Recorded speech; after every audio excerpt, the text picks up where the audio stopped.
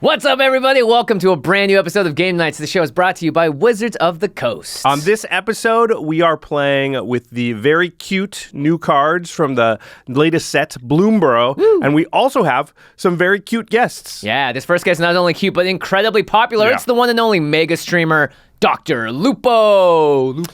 Lupo. Yeah, he's gotten into Magic recently, has a ton of decks, builds really interestingly. I like how he brews. He's awesome. And of course, we also have our good friend from the Commander Advisory Group, Olivia Gobert-Hicks. Go! Yeah, there are squirrels in this set, so you knew Olivia was going to show up, right? Yeah. Perfect timing for that. Yeah, really exciting game. But before we get into it, we got to talk about our sponsors. First off, head on over to cardkingdom.com/command.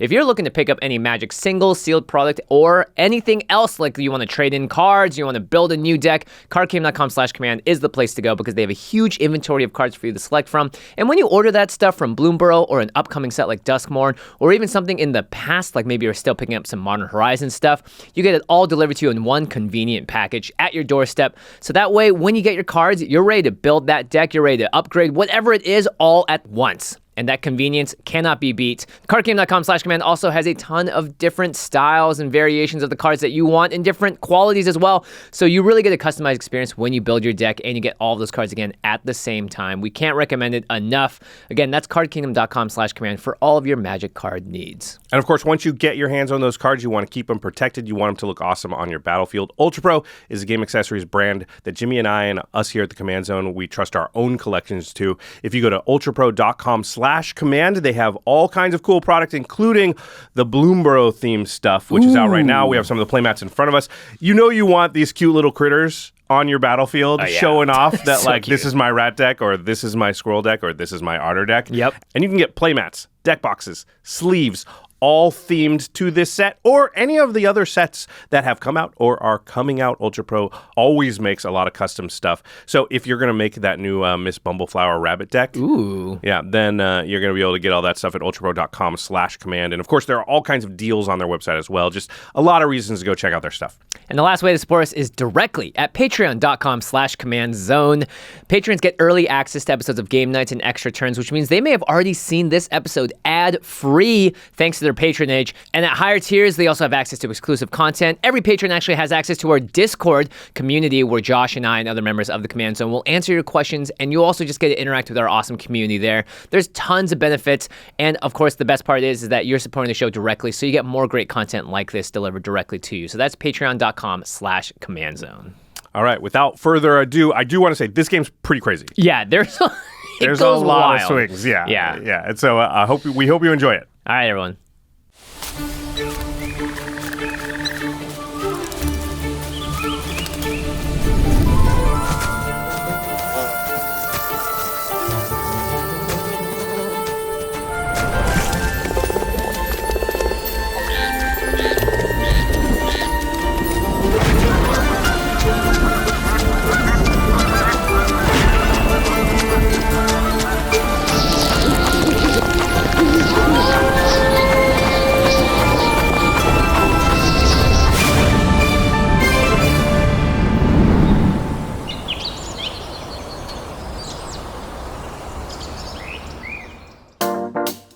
How's it, everybody? Welcome back to another exciting episode of Game Nights. For this episode, the Doctor is in.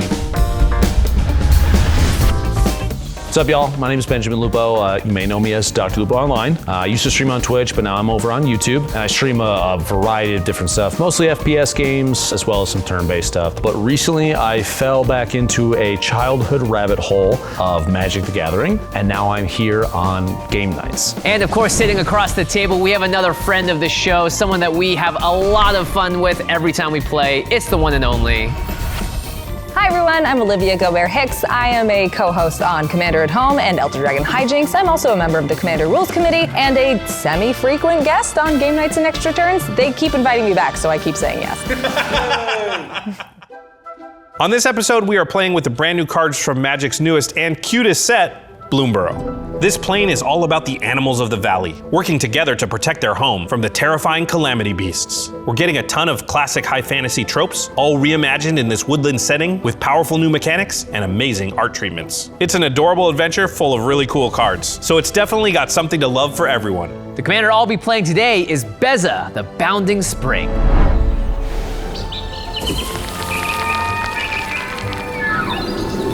This commander will give me a ton of value when it enters, as long as I'm behind on resources.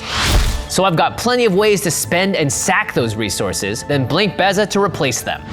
If I can stay resilient and control the rest of the table, I'll be able to bide my time for a big win. Today I will be playing Wildsear Scouring Maw.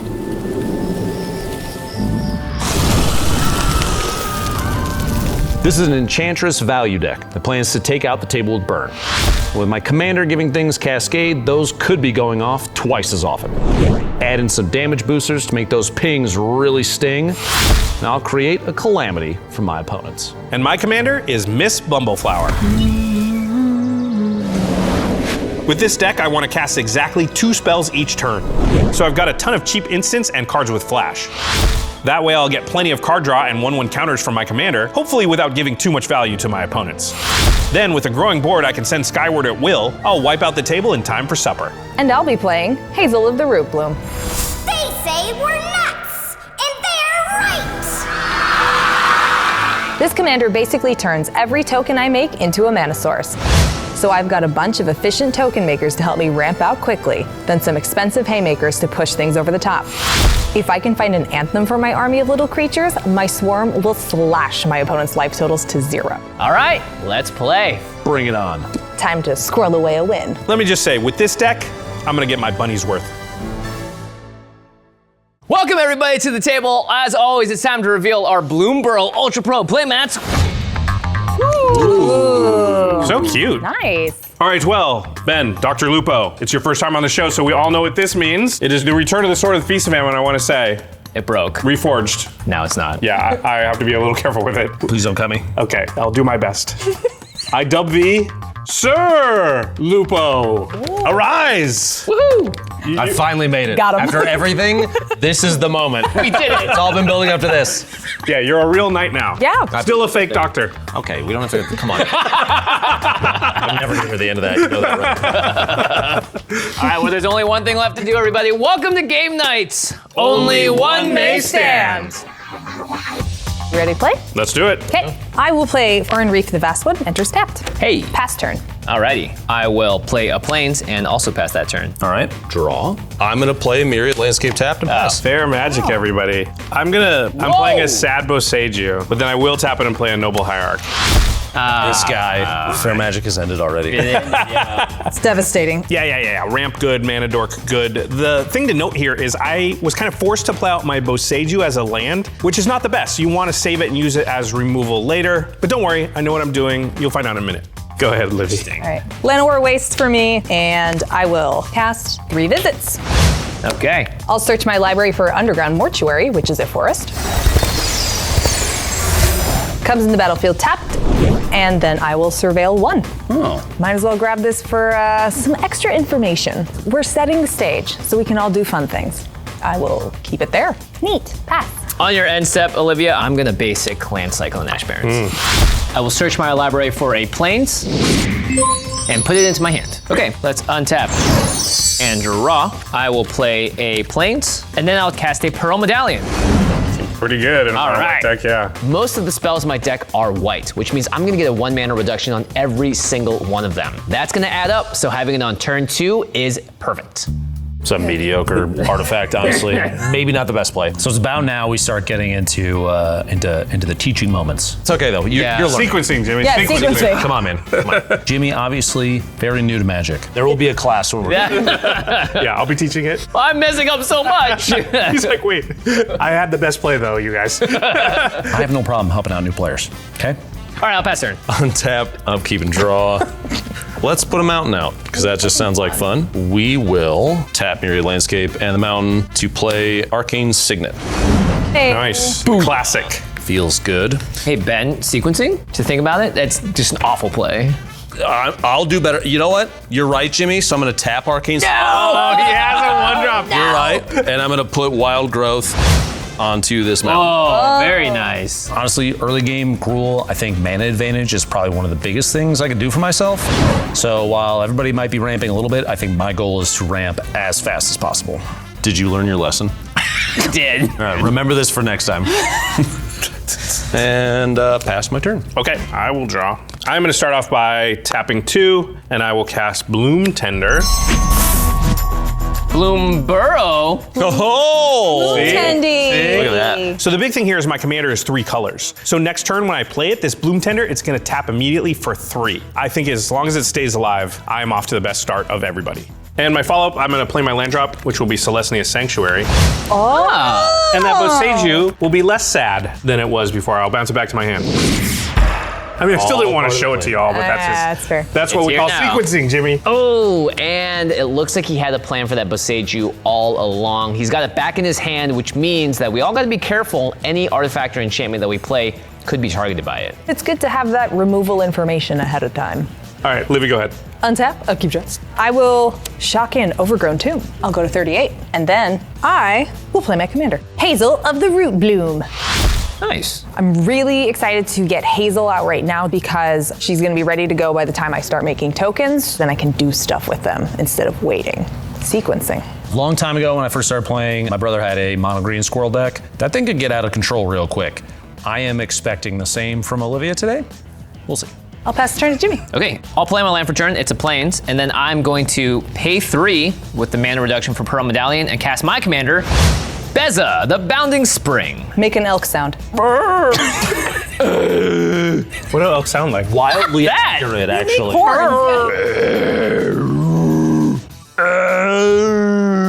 That's what Elmer sounds like? Yeah, Elmer. That's what Elmer sounds like. Elmer. Jimmy's commander is really interesting because it gives him bonuses based on the game state for his 3 opponents. When that enters, Olivia, you have more lands than me, so I'll create a treasure token. No one has more life than me, so I won't gain life. Josh, you have more creatures than me, so I'll create 2 1/1 blue fish creature tokens. And no one has more cards than me, so I won't draw a card. Still pretty good. 2 1/1s and a treasure. Bunch of friends, 2 fishes. That's instant board. Yeah, look at me. Yeah. This is a good use of my commander here. Not drawing the card is a bit of a bummer, especially because I'm mono white, but looking at Josh's commander, there's a good chance cards are gonna come my way no matter what. We will start by tapping 2, sack Myriad Landscape. So I'll search my library for 2 forests. Those will come into play tapped. My land for turn is going to be a Cinderglade, which enters tapped unless I control 2 or more basic lands, which I just fetched 2 Wow. basic lands. Sure do. buddy. Sequencing, Jimmy. I really like that you guys invited me to play today so I could learn how. Okay, if I do Anytime. something right, remember, sequencing, Jim. I'm going to tap the Cinderglade and the Arcane Signet, and I'm going to play Farsi to search for a stomping ground. It'll enter the battlefield tapped, and now I will pass my turn. It's a lot of mana over there already. 7. I'm playing Gruul, what do you expect? Lupo has ramped a lot here, and he is very, very far ahead. In fact, now I'm actually feeling kind of outclassed. My little rinky-dink treasure doesn't really match up to what's going on here. I will play a snow-covered island. Then I will tap 4, and I will play my commander, Miss Bumbleflower. Hey. Oh, bunny lady! I just want to point out, and this is just me, but as a 1/5, she's got kind of a wagon. That she puts all of her vegetables in when she goes to the Exactly, market. Jimmy, thank you. Yeah. Why does she have 5 toughness? That's- of all things to be, she's a 1/5 and she has vigilance. Listen, she's gotta hop a lot. She's just walking around with all that back there. Yeah, our vegetables bring all the boys to the yard. I'm not upset though. All right, I am going to tap my Bloom Tender for a green, a white, and a blue. I'll use the green and the white to cast On the Trail. Oh, ramp a little bit. Boseiju. Gentle amount of ramping. That is a spell I've cast, so I need to choose an opponent to draw a card. Josh's commander is really interesting here because while the effect on it is really powerful, he has to give out cards to get there, and that probably hurts his soul a little bit. My hope is to try and weasel my way into the positive side and get as many cards as I can. I think your hair looks great today. He's got 7 mana. I've been your friend for a long time, so I'm not gonna lie to you to try to get something nice out of I'm just gonna draw the card knowing it's gonna be me. Wow. Nothing much has happened in the game so far, so it's difficult for me to find any reason why I give one player a card over another. So I think I'm gonna start off by just going in order, spreading the love, and then I'll adjust based on game actions and things like that. I'll just spread the love. So, Olivia, you're to my left. You can draw the first card. Wow, nice. Jimmy, you'll get the next one. And Good luck. yeah, I feel good giving Ben the last one since he's got too much mana to work with right now anyway. Man, this is targeting already. Josh is also probably trying to be even-handed and non-threatening at this point in time, so spreading the love is probably the way to do that, and I'm grateful to be a recipient of it. Okay, and then I will put a 1/1 counter on my commander and give it flying until the end of turn. I still have that blue floating, and with that, I am going to cast Brainstorm. So that's going to trigger my commander, Jimmy. You may draw a card. That's so cool. I just drew a card. I'll put the 1/1 counter this time on the Noble Hierarch. It will have flying until end of turn. And then that is the second time this ability has resolved, so I will draw 2 cards. On the trail will trigger, and I will put Boseiju. Temple Garden You onto don't the even know that battle. he has that in his hand, Jimmy. Come on. And now Brainstorm will resolve, and I will God. I will draw 3. This guy. All right, and I will put 2 back. All right. Olivia, your turn. Neat. That was a pretty value-packed turn, but not that explosive. I don't get to draw a card, but that's okay. I'm next, right? I feel like I'm off to a pretty good start. I would like to tap 3, and I will play a Tireless Tracker. Token time. A little bit of landfall. I'm trying to build up a bank of tokens, and this card gets them out for the low, low price of playing lands, which I want to do anyway. So I'll play Urza's Saga for turn. Ooh. That will come in on chapter 1, so I can tap for mana. And that will trigger Tireless Tracker, and I'll get a clue. Yep. I will play a Golgari Signet. I will move to my end step. Hazel will trigger. I'll make a copy of the clue, and I will pass to Jimmy. Pretty cool. That is cool. You know, it occurs to me that clue tokens are really, really good in Olivia's deck because you don't have to tap them to activate them. So when she taps them with her commander to make the mana, she can use that mana to crack the clues and draw the cards. And that won't work that way with other things like treasures and food. I'll untap. I'll draw my card for the turn. I will play a land. It's a plains. Shocking. I will tap that plains, and I'll cast a Skull Clamp. Okay. I do know that Josh does have a Boseiju in his hand, but I also have a lot of ways to recur permanents from my graveyard. So if he decides to waste one of his best removal spells on that Skull Clamp, I'm actually fine with it. I will go to combat. I'm just a little guy over here. I'm not doing You are anything. just a little guy. I'm just Little guy. I'm just a whittle guy. We're just playing Magic the Gathering. Jimmy, no hit me, please. I just will guy. I will swing Beza at Josh and 2 fish at you, Lupo. Ow. I would advise no blocking. So Jimmy's attacking me here with his commander, and I have a quote unquote free block with mine. He would advise no blocking. Now Jimmy's kind of warned us, you know, don't block, like I've got something. What is he representing here? I don't like just taking 4 damage. It's not Boseiju. Do you really want to block here, Josh, and risk losing your commander? Or just take 4 damage? I don't like being told what to do. I know. I think I've established that I do not like being attacked. I don't like being threatened. I have a free block, and if Jimmy wants to use some kind of combat trick or removal spell, so be it. All right, I'm gonna block. Here we go. 20 damage. I'm gonna take 2, go from 40 down to 38. All right, before combat's over, I'm gonna channel like Ganjo. And I'm gonna target your blocker. So it's gonna deal 4 4 damage, yeah. Okay. You could have just taken 4 damage. Could have just taken 4 damage. Just saying. No more cards for you, Jimmy. Yeah, you don't like my commander? You want to kill her? That's fine. You know, you're not gonna get anything. You're not gonna get any stuff later on. I got a bone to pick with you now, sir. What, 2 I didn't damage? get my card draw. Oh, you're right. You stopped me before I got my card did draw. stop you to get. And it's about to be my turn. I'm so good at this game. We took Bumbleflower out, man. I didn't even get my card yet. Jimmy's gonna have to pay. On my second main, I will Skull Clamp one of my fish. It will die, and I will draw 2 cards. I'm going to Skull Clamp my other fish, and I'll draw 2 more cards. So many fish clamps. How many cards in hand now? I have 9 cards in hand. Too many. We're gonna see some cleanup Too here. many. Which means I gotta move to my end step, and I will go ahead and discard a Dowsing Dagger and a Lorn of the Third Path. I'm more mad now than I was before. Not only do I not get cards, but Jimmy has more good cards and Yeah. is getting rid of bad cards. Yeah. May I direct? Oh, you're gonna get it next turn. This is a new one. Jimmy kills my commander, and Lupo is mad at him for it. He's more mad about it than I am, and my commander died. It's just this weird political situation that I had no way to see coming, but is awesome. Let them fight. I will untap, upkeep, and draw. Oh man. My land for turn is gonna be Temple to False God. Oh Let boy. it go. Was that the No, that was in my hand Oh, already. my lord. I'm gonna float one colorless to play Soul Ring. Was that the? That was. Okay, all right. It's absurd. I have a brutal amount of mana. 1, 2, 3, 4, 5, 6, Super 7, 8, brutal. 9, 10, 11. Yeah. Sick. Yeah. I have 4. Did you want some ramp? Because I got ramp for your ramp. Next, I'm gonna go ahead and play Wildsear Scouring Maw. What do you say? Have some fun? Yeah, let's cascade. All right, Spin cool. some wheels. Before we get to that, just want to make sure that it's clear that you did this yourself. We're gonna play Lightning Greaves. Oh, that's good. I'm going to equip it for 0. So it's got haste now? It has haste and shroud. I feel like I'm taking 6. Well, before we go to combat, we're not done yet. We will play Sanctum Weaver.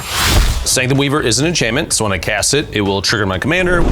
So I'll cascade. This is a 2 mana enchantment, which means when he cascades, he can hit things that either cost 0 or 1. And he already has that Soul Ring on the table, so I'm not exactly sure what he's gonna be digging for here. 3, 5, 3. We know every card in this whole deck. How could we 2. lose? Here it is. Utopia Sprawl. Whenever it enters the battlefield, choose a color. I will choose red. Ramp. More ramp. I'm not upset. I'm gonna go to combat. Yeah. Hey, What's up? I'm gonna hit you for 6. Is this covered in the class? It is. All right. Don't mess with me. Okay. That's in the class. That's a bullet point in the That's outline. sick. I'll take 6 damage, going to 34. Cool. I'm not mad at Jimmy anymore. I hit him. We're good. I think I don't have over? a problem with you anymore, Jimmy. Listen, I understand why You've purged those Yeah. bad thoughts. Yeah. This is therapeutic for me. 6 for 2. All right. And I will pass my turn. All right. I will untap. I will draw. I will begin by playing Windswept Heath. I will immediately crack it. And I will search my library for a breeding pool. I'll put that into play untapped, so I'll take a total of 3 damage, going to 37. Then I'm gonna tap 6, and I will recast my commander, Miss Bumbleflower. Hooray. Don't worry over there, Ben. Give me the promise. I got you. I think my strategy here is going to be pretty much the same as before. Spreading the love, try and keep everybody equal. Well, except Jimmy, because I'm still mad about my commander. Don't you hurt Miss Bumbleflower. She's trying to go to market. Under my protection. She's my new best friend. How dare you, Jimmy? Then I will cast a Frantic Search. Ooh, super good. So I will put a 1/1 counter on my commander. And we'll have flying until the end of turn. Ben, go ahead and draw. Thank you very much. Oh. Then Frantic Search will resolve. I'll draw 2 cards. I will discard 2 cards, which is a Monk class and a Cloud of Fairies. And then I will untap 3 lands. And then On the Trail will trigger. And I will put a land card from my hand on the battlefield. It is Boseiju. No, so many targets now. That's crazy. Yeah. I wish I would have drawn a land there, but I didn't. Seeing that thing come out as just a land a second time, I feel a sense of relief. Yeah, by playing this Boseiju, I lose the ability to use it as a removal spell. But I'm drawing a ton of cards. My commander's gonna let me have gas in my hand. I will get other removal spells. It's more important that I just have as much mana available as possible. And then I will tap 4, and I will cast Wilderness Reclamation. Whoa, way. Oh, man. So now you have a blue player that is going to be untapping lands, who also has a commander that benefits off of spell casts every turn, not even just his own. This is probably the best card in my deck. On that cast, my commander will trigger. Olivia, you can draw a card. Thank you. I'll put a second 1/1 counter on my commander. So it's a 3/7. That wagon's getting bigger and bigger. And then that's the second time that ability has resolved, so I will draw 2 cards. Holy. And then I'll move to my end step. Wilderness Reclamation will trigger, and I will untap my lands. That's terrifying. Josh having untapped mana makes it so much harder for anyone to do anything because now he can represent counter spells, interaction, you name it. I know to expect this, but I still don't like it. So I'll untap. I will draw. Urza's Saga will go to the second chapter. I have an option for a construct. Yep. Here's what we're gonna do. This is gonna be fun. I am going to tap 3 and play Saw in half. I will be sawing the Tireless Tracker in half. Oh, you're gonna get 2 Tireless Saw Trackers? 2 Tireless Trackers. Doubling up, yeah. Okay, this is pretty cool. She's gonna create 2 Tireless Trackers. Yeah, they're a little bit smaller, but that doesn't matter at all to her because now she's gonna get double landfall triggers, double the amount of clue tokens. I now have 2 Tireless Trackers, but they're 2 ones. So cool. So They're I'll so much more fair when they're 2 ones, yeah. It's fine. Yeah, there's nothing that I could was scared. possibly happen when There I were 3 twos. It was a problem. play this Now? forest for turn and get 2 more clues. Okay, jeez. So then, Oh, rolling up the sleeves. Yeah, I got was it. not scared until this moment. so I'll activate my commander, pay 2 life, and tap 6 tokens, and I'll make 6 green mana. We're at 2 Tireless Trackers. We love value, so why not get some value? and I will play Open the Way. X will be 4. So you're guaranteed to get 4 lands here. God. Yeah. You just go until you. I go until I get the lands. Whoa, wait. Sweet. Yeah. Oh, wow. This is insane. Get 4 lands into play. Get 8 tireless tracker triggers. Get 8 clue tokens. You guys get to see We're my gonna draw deck nothing too. but gas. I just want to I know, that. pure That- gas. There's one. 1. 2. Ooh, Cabal Coffers. Oh, it can be any land? It could be Yeah. any Yeah. land. Oh, boy. 3. 3. Restless Cottage, pretty good. 4. They all come into play tapped. Thankfully tapped, yeah. Wow. She makes I will make 8 clues. Correct. Oh, my Lord. Jimmy, I'd like to apologize for hitting you earlier. Apology accepted. Guys, it's fine. Lupo thought he had the ramp game cornered, but here I am. For my next trick, I'm going to tap 2 to activate Urza's Saga and make a 14/14 construct. Oh. Yeah. I'll move to my end step. My commander is going to trigger, and I will make another construct. Now they're 15-15. Now they're Correct. 15. 2 15 15? 2 15/15. Oh my gosh. Wow, I thought Josh's turn was impressive. This is even scarier from Olivia because those constructs could threaten lethal really quickly. She's got some big boys, and I am only assuming she's gonna end up making more soon. Isn't my deck the best? I feel like that was enough. Could you have a more impressive turn? I don't know. That was sick. Yeah, you popped off so fast. I'm just at full on how do I not die territory, which is kind of funny. It literally is like she can almost threaten lethal. Yeah, right? Nuts. I'm going to kick things off by playing Ocelot Pride. Ocelot. Isn't that from Metal Gear Solid? I died to him a lot. Okay, keep going. Yeah. Now that Olivia has those constructs, my main priority here is to not just die to some attackers next turn. So with this card, I can really go wide, make a big board state, and just stay safe and protected. And then I will cast a Claim Jumper. I'm going to hold priority when I cast that, and I'm going to tap a Plains, and I'm going to cast an Ephemerate, and that's going to target my commander, Beza, the Bounding Spring. So that is going to flicker Beza. It's going to enter the battlefield, and then trigger. Claim Jumper is not on the battlefield yet, so I only have 2 creatures on the battlefield, which means that I'm going to get every single one of these triggers happening. Hard, look at you. Less cards in my hand. This is the maximum use of my commander here, and I did it in a way so that I would have less cards in hand when it finally resolved. This commander is designed to be flickered. Honestly, hats off to him for choosing literally the exact right time to do so. So I'll create a treasure, 2 fish, draw a card, and gain 4 life, going to 38. Woo, value. Ephemerate has rebound, so I will be able to cast it at the beginning of my next upkeep. Then Claim Jumper is going to enter the battlefield, and Olivia still has more lands than me, so I get to do that twice. So I get 2 plains tapped. I think I'm gonna just move to my end step and not do anything here, because it's terrifying. My Ocelot Pride will trigger. I will create a 1/1 white cat creature token because I gain life this turn. Then I do have the City's Blessing, so I'll get to make a second cat, 2 more fish, and a treasure. Oh, that's pretty good. Yeah, it's a pretty great turn from Jimmy, and the fact that Ephemerate's going to rebound, and he's probably going to do this again. It's a lot of card draw. He's got the Skull Clamp to make use of all the tokens, extra mana from the treasures. I feel like I can take on anything. Ooh, that was a lot. I'm nervous now. All right. Yeah, I'm just going to hold down this edge of the table so it doesn't fall over. So we've ramped, and then we ramped again, and then we decided to ramp a 3rd time. And that's okay, so long as we have an outlet to dump the mana into, and I just happen to have the card to do so. All right, we will play Pyrohemia. Wait, no. What? I don't think you could find a worse card for me than Pyrohemia. Lupo only has to activate this once and it just deletes my board off the table.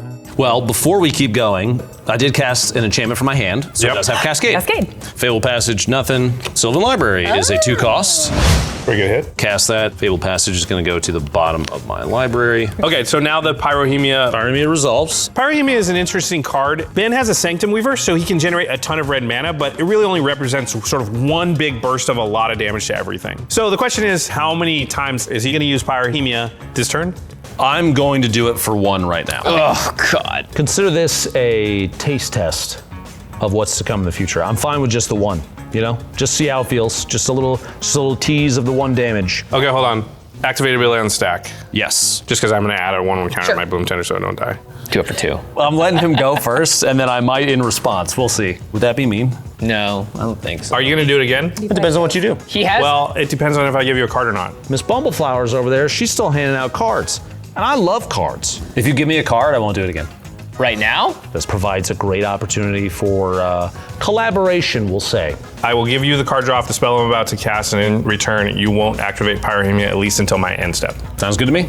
I'm in. This is great, and one of the things I envisioned when building the deck was having the ability to sort of influence little moments like this with that carrot of the card that I can give. I don't think people realize it, but giving Josh more turns with that kind of board state, that could be really bad. But we'll see what happens. Okay, with that 1 damage on the stack, I'm gonna cast Into the Flood Maw, and I will target one of the constructs to bounce back to your hand, Olivia. Sure.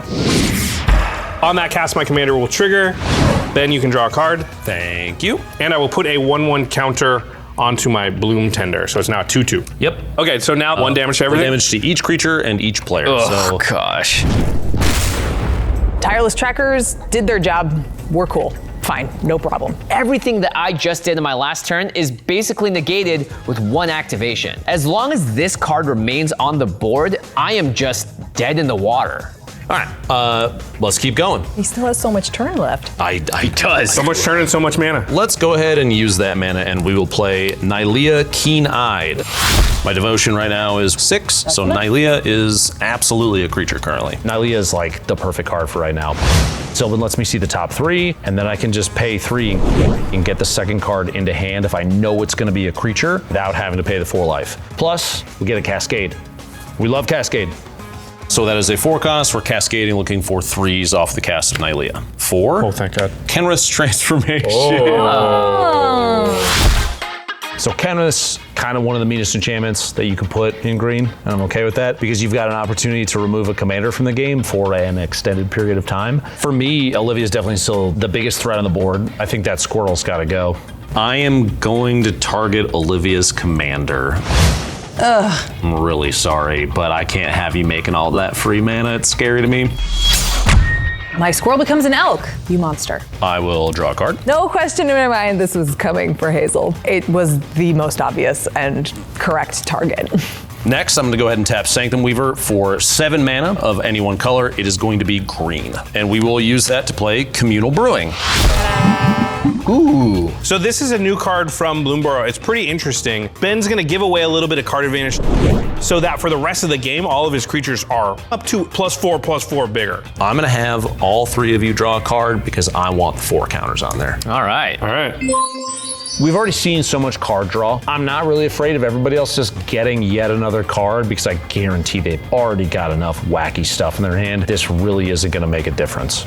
Since I cast yet another enchantment, we're gonna cascade looking for 2 cost. 3 visits. I will put a forest card out onto the battlefield, not tapped, which is nice. And shuffle my library.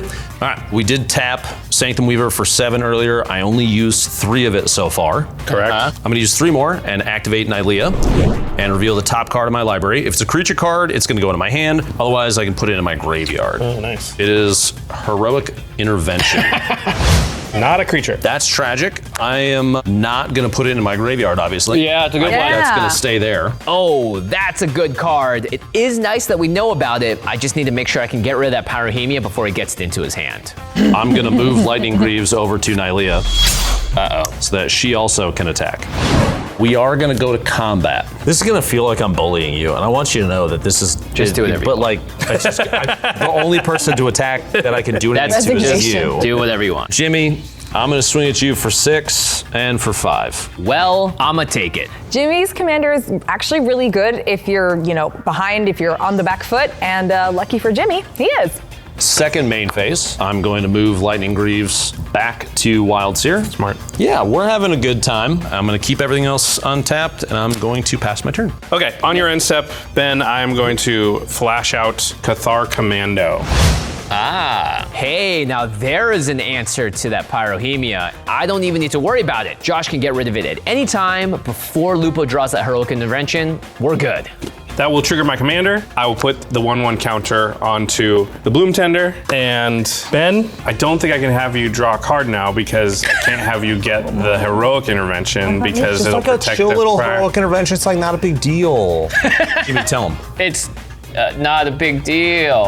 See, they're colluding. You should. I don't think Jimmy and I are colluding. I've hit him twice. Yeah. For a lot. 18 damage. All right, Olivia, you can draw the card. Yay, cards.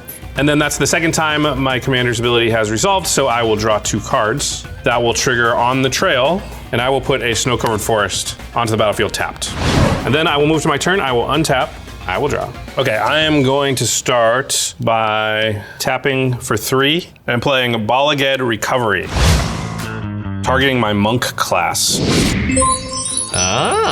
The monk class will go into my hand. On that cast, my commander will trigger. Give me a card now, Josh.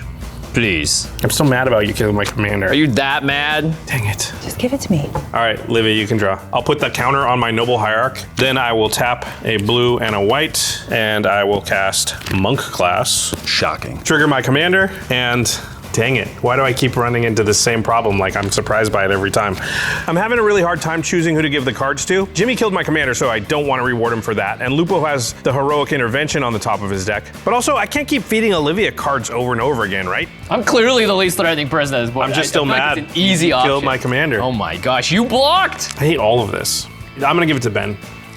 What? Intervention. Why would you give the guy with open mana the ability to draw one of the best cards in his deck? I don't know what Josh is doing. What kind of literal harebrained play is that? Make good choices, Josh. What about your Cathar Commando? Yeah, I mean, listen, like, just the effrontery of, like, do I have to give Livy, like, the next 6 cards? And the answer to that cannot be yes, so he's gonna draw that card eventually. Make him draw it I on give it his to him. turn. Now, getting rid of that Pyrohemia is never gonna happen.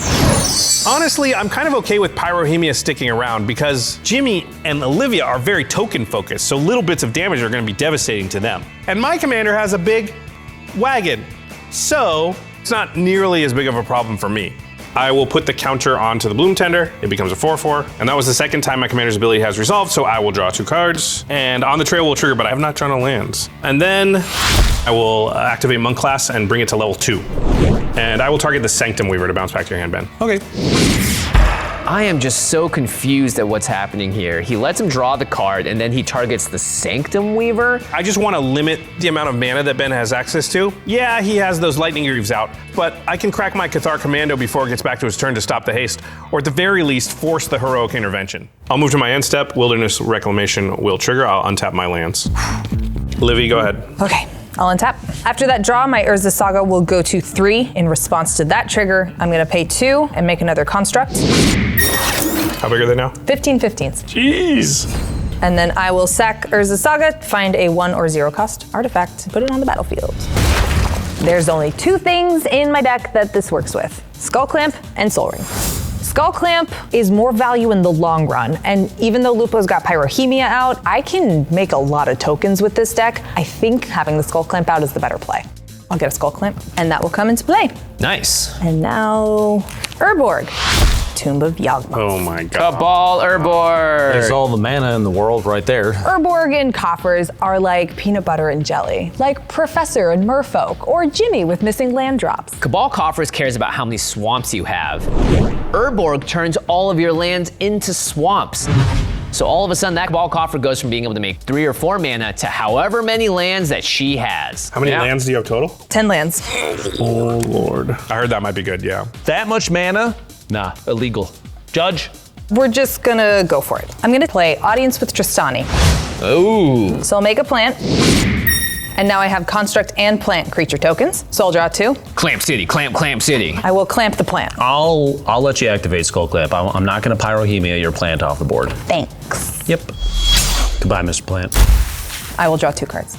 All right, I'll activate Cabal Coffers and add 10 black mana. Woo-wee. It's fine. Here we go. I will cast a Rottenmouth Viper.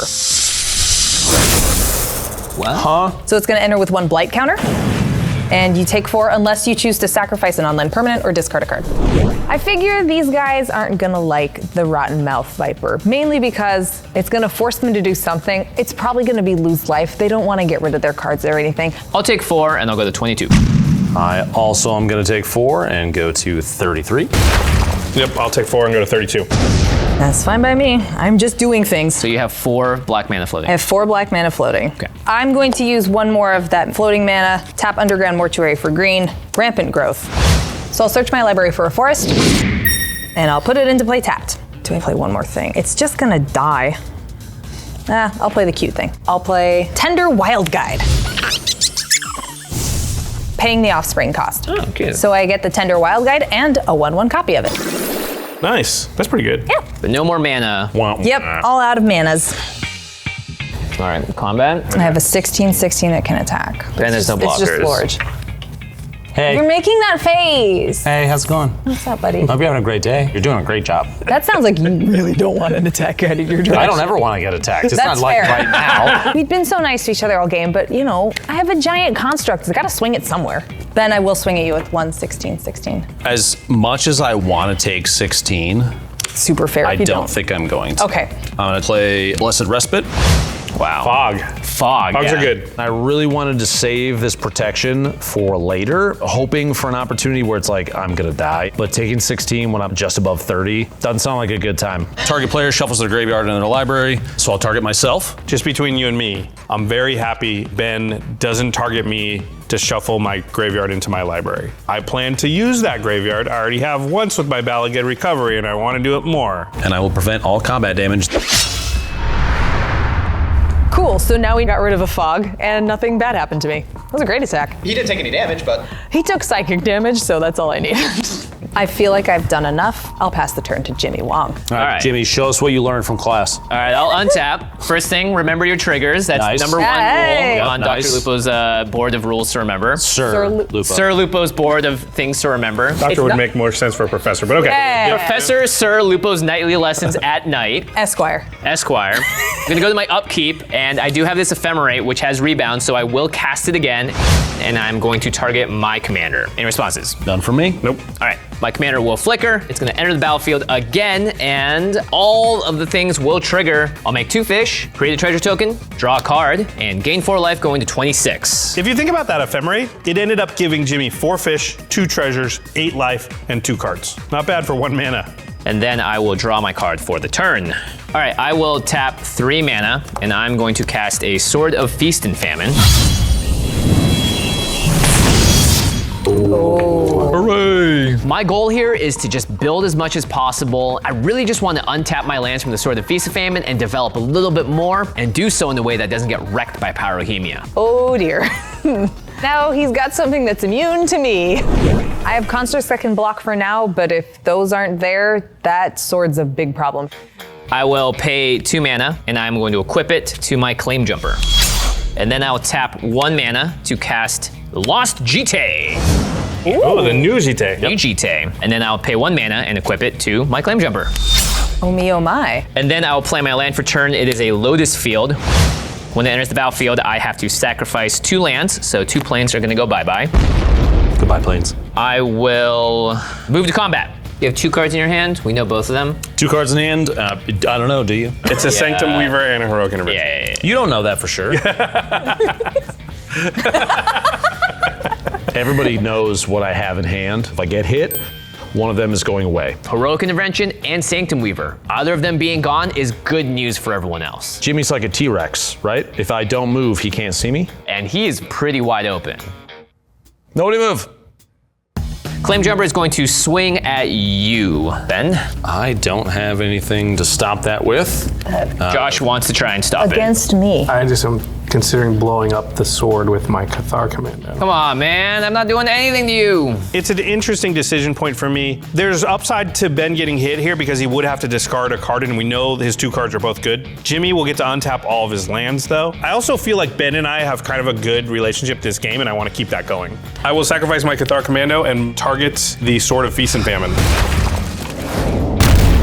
Oh my gosh, guys. I feel like I'm just getting picked on here, and not even for a good reason. None of the damage is even going at Josh. It's at his opponents. So whose side are you on? Go to damage. Yeah, go to damage. I will go down 3 to 30. All right, so Lost Jite will get 1 charge counter because the equipped creature did do damage. I will remove that charge counter in my second main, and I'm going to untap my Lotus Field with it. Nice. Pretty good. I'm gonna tap the Lowe's Field for 3. I'm going to use one of that mana to Skull Clamp one of my fish. Goodbye, fish. So I'll draw 2 cards. Okay, so my original plan is kind of messed up here, but I do have a backup. This is mono white. We're really good at reanimating things, and a brand new card as well from the set that's perfect for this scenario. With that 2 floating, I am going to crack 2 of my treasures, and I'm going to cast a new card, Season of the Burrow. Ooh. I get to choose up to 5 paw prints worth of modes.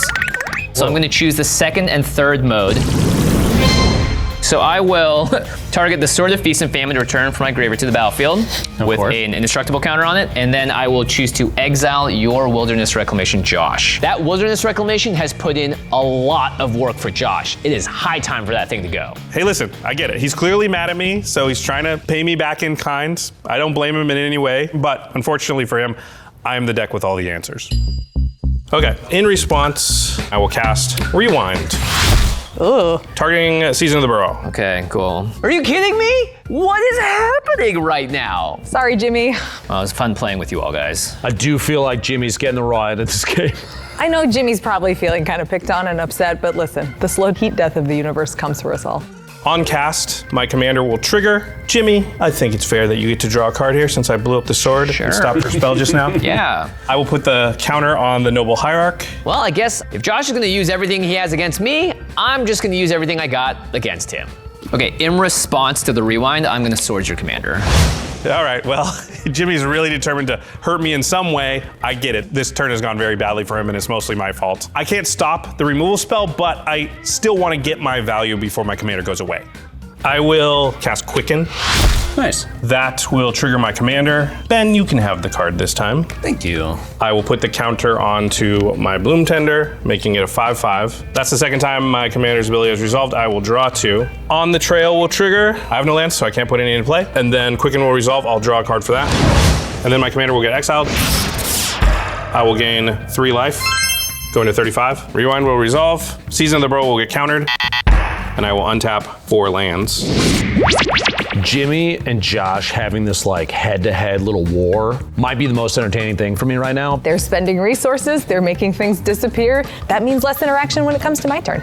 Okay, I'll pass turn. I actually feel awful at the end of this turn, to be honest. I don't have anything in my hand. My board state just gets wrecked by that Pyrohemia. Josh has used multiple spells against me to shut me down. I think I'm just gonna let go and relax and enjoy being at the table because there's not really much else I can do. I don't have any upkeep, but I will go to my draw step, and Sylvan Library will give me 3, and I'll choose 1 or more to keep. Full send, go to 22. Full send. Not crazy. Full send. Full send. You're at 30, it's fine. I'm only going to put 1 in hand. Oh. All right, we will play Sanctum Weaver. She's back. She's back. That only costs 1 green because of Nylea, and because of Communal Brewing, that'll get 4+1/+1 counters. So it is a 4/6. It is an enchantment, so I'm going to Cascade. We're looking for a 1 cost. At this point, there's a line for me to do some pretty crazy stuff. There's 1 card that I know is still in here that is a 1 cost that I'm hoping that I hit. Pretty high chance. I'm thinking I'm gonna get it. You know, still going 2, 2. Worldly Tutor. Ah, yeah. Is that what you were thinking? That is the card I was thinking. Seems good. Worldly Tutor is literally exactly what I was looking for. I can get any creature I want to the top of the library. And then we can immediately put that into hand with Nylea. Search your library for a creature card, reveal it, then shuffle it. I know exactly what creature I'm gonna put on top. I do have to reveal it. It is gonna be O'Hare Asheneel, Deepest Might. Is going to go on top. Ooh. This is pretty scary. It is a damage amplifier on steroids. We will activate Nylea Keen-Eyed.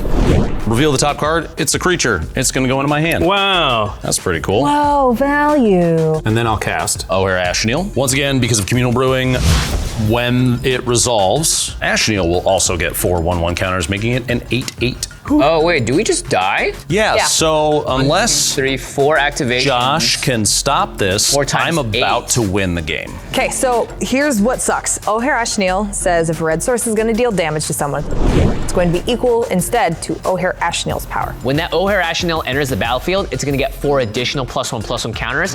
Which means every 1 red mana, that Ben pumps into Pyrohemia is going to deal 8 damage to all of his opponents, but will still only deal 1 damage to him. And I can do way more damage than anybody has life.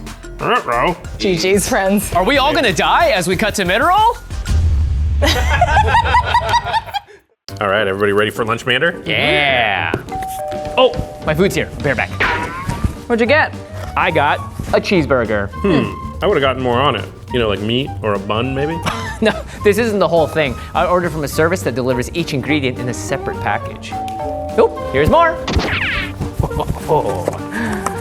Oh man, I hate it when they send the top bun before the bottom one. It seems very inconvenient. Yeah, but I get a ton of packages. Woo. Does it all show up?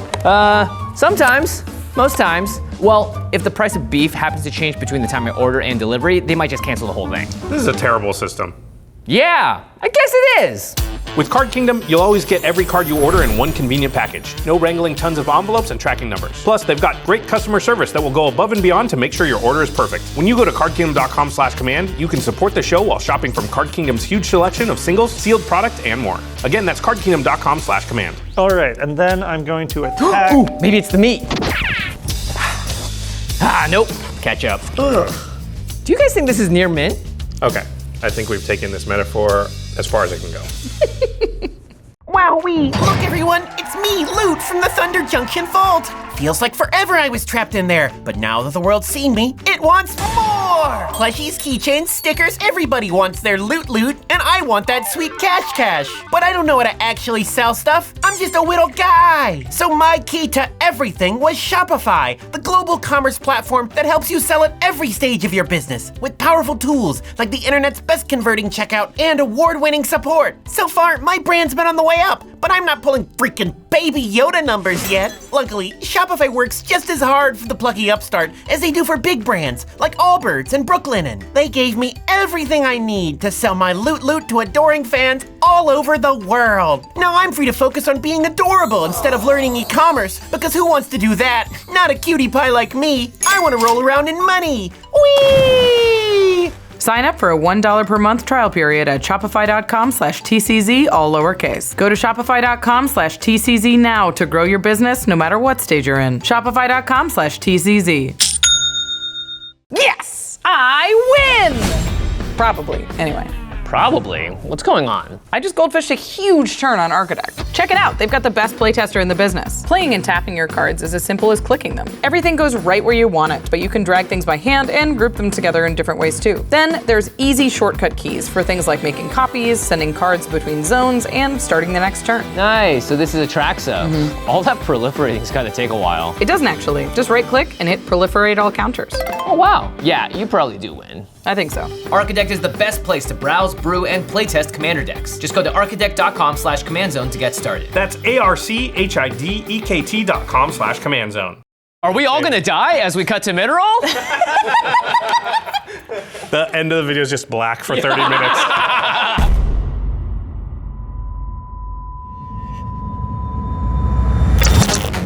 Do you have anything to stop the resolution of Ashneel? He actually spent the rewind on me. When that happened, I was very happy. Yeah. He's the only blue player. He's the only one that I think could stop me. Because if Ashneel resolves, even if they have a way to remove it, I still have heroic intervention. So all kind of comes down to Josh, doesn't it? Okay, so I have to do something before. You've got to respond, otherwise everybody's about to get to us. Here, Ashneel enters battlefield. I'm gonna be real with you. This is just between us. Production doesn't know about this, okay? It's just me and you. If Josh has a counterspell, I'm gonna cry. Okay, in response, I am going to flash out Torrential Gearhulk so we don't die. Rewind number 2.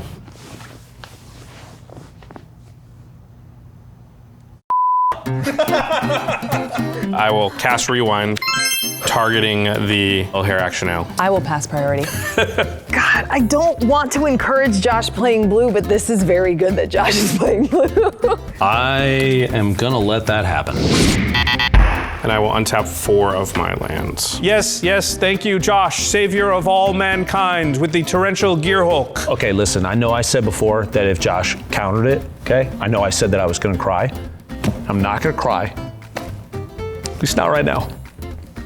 This was one of the win cons for this deck. Very close. That was a spicy meatball. Nicely done. Would have been sick. Losing Ashenil stinks, but I still have Pyrohemia. I've got Heroic Intervention to protect it, and so long as we can dig through the library and try and find another damage doubler, tripler, or something just to start hitting people, we're still in it. I'm floating one colorless from Soul Ring, right? Sure are, Yes. buddy, old pal. I'll use that one colorless and tap Arcane Signet and play Dryad of the Elysian Grove, Hooray! which is an enchantment. So Dryad of the Elysian Grove is going to cascade, looking for a cost of 2. There's 0. Oh man. Comet Storm where X has to be 0. Unfortunately, when you cascade into an X spell, you can't put any mana into X, and it basically does nothing. Finally, Dryad will resolve. It's going to come in with 4 1/1 counters, making it a 6/8. It's a big boy. A lot of beef big. over there, yeah. I'm just The doing wagon. rule stuff. Okay. Yeah. Whole sides of beef. Okay, I will activate Nylea Keen-Eyed yet again, revealing the top card of my library. It is Artist's Talent. That's not a creature, and I'm not really interested in drawing it, so I'm going to put that in the graveyard.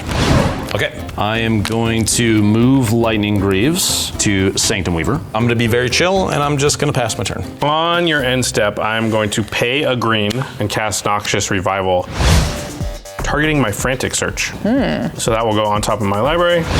Cool. And then I will untap and I will draw for turn. One thing that's kind of frustrating in this game is my commander keeps dying. I will pay 8 mana and I will cast my commander. Ms. Bumbleflower is back. Yay! My win con is get her big enough to just swing in for huge chunks of damage in the air, and I haven't been able to do that. Then I'm gonna cast Ominous Seas. So moving forward, I feel like making 8/8 Krakens that I can potentially give flying to with Miss Bumbleflower's ability, that is a possible route to victory. On that cast, my commander will trigger. Not this guy. Yeah, I'm just gonna forget all grievances and go back to going in this order until things happen to, change my mind. But for now, the plan is go ahead, Olivia. Okay. I will put a 1/1 counter on my commander. And then I am going to cast an Urza's Bauble. Nice. On that cast, Jimmy, you can draw a card. We back at it.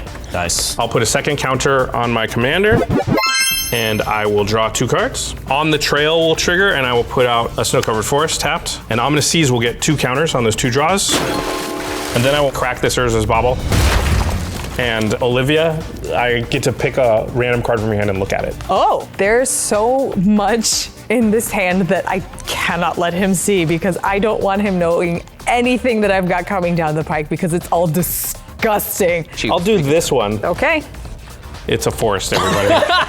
Well, you're under no obligation to tell us. Information is power. Huge play. That was massive. Yes! He got nothing out of that. What could I possibly do with 1 basic forest?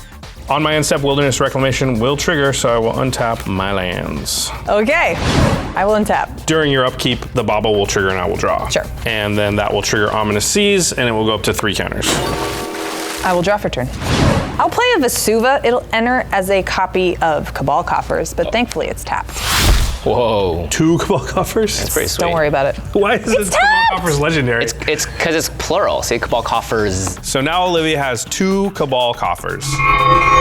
It represents something like 25 mana from those 2 cards. You can't use it right now, but I mean, still, I don't like that. Okay. Now it taps for 12. What do I even do with my life? So I can make some real big moves this turn, but with Pyrohemia out there, there's a chance that he can get in the way of that. So I think what I'm gonna do is just a big splashy play and try to bait that out before I do anything else on this turn. You know what? I'm gonna be bold and do stuff. Be bold. I am. Yeah, do it. I'm gonna tap my Cabal Coffers for 12. Ooh. I will have 4 floating because I'm going to use 8 to cast Overwhelming Forces. Destroy all creatures target opponent controls. Draw a card for each creature destroyed this way. Wait, who are you targeting? Lupo. You're trying to force my hand right now, aren't you? If I'm trying to go for like a direct damage paying win at some point, I can't lose Sanctum Weaver. And if I'm gonna Heroic Intervention, it's gotta be now. And if that's the case, I might as well try and blow the rest of the board up. My plan is changing, but that's okay. So is mine. You know what Because Sun Tzu said? This was not my plan. Something about stuff. In Something about response, plans, Please. I'm gonna tap Sanctum Weaver. Yeah. I have 9 enchantments. 9 red. I will put 9 Pyrohemia activations on the stack. Cool. In response to that, I will Heroic Intervention, Sure. making all my stuff indestructible. Okay. My commander will cost 10. Yeah. Yeah, really sorry about that. All right, so Ben just breaks the glass and just goes into full-on emergency mode here, and it's pretty good. However, with the heroic intervention on the stack, there's a window where I can interact, I can do some stuff. All right, in response to the heroic intervention, I'm gonna cast Get Lost, targeting the Pyrohemia.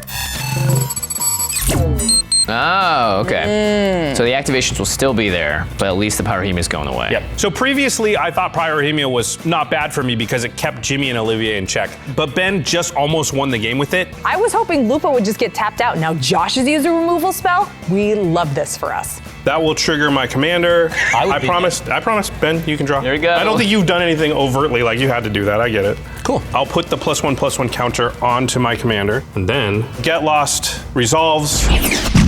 Pyrohemia is destroyed and you get 2 map tokens. Josh making the play to remove Pyrohemia. I mean, it's smart. I got to give him that much. Frustrating? Yeah. But I mean, what game of Magic isn't it at some point, you know? Heroic Intervention still in the stack. Yep. I will pay 1 white using the reduction from Monk class, and I will cast White Mane Lion. When it enters the battlefield, I will target my Torrential Gearhulk. Bounce to my hand. Oh, jeez. Okay, so the Pyrohemia is gone, but there's still 9 damage on the stack. My commander will trigger. Olivia, you can draw a card. I'll put another 1/1 counter onto Miss Bumbleflower. So my next goal is to get my commander big enough that it will survive. I will draw 2 cards, and then I will cast Frantic Search. What have I done? This is your fault. It is. Jimmy, you can draw the card. I'll put another counter onto my commander. Untap 3 lands. Just 6/10 now. The wagon, the size of that thing, just immeasurable. Also, her toughness was really high too. Ominous Seas will trigger. I've drawn 3 cards. It now has 7 counters. And then Heroic Intervention resolves? I believe so. Yeah. Okay. I got nothing there. And now we're down to the first Pyrohemia damage. Before that happens, Okay. I'm going to tap both the token of Tender Wild Guide and Tender Wild Guide to add 2 green to my mana pool. Okay. Cool. So you're gonna float 2 green? Yep. Okay, so Pyrohemia deals 9 to all creatures and players. Great. Yes. All right. I am going to notably put my commander into my graveyard. Okay. The Pyrohemia is ultimately not that great for me. I mean, I do save my commander, but the constructs are still around. With a board that's kind of empty like this, they threaten to deal like a lot of damage. Olivia might have giant constructs, but they don't have trample. I can still just throw stuff in the way, and all my stuff is indestructible still from Heroic Intervention. I'm not losing anything. Now Overwhelming Forces, I draw no cards, no creatures were destroyed. And I spent 8 mana, so.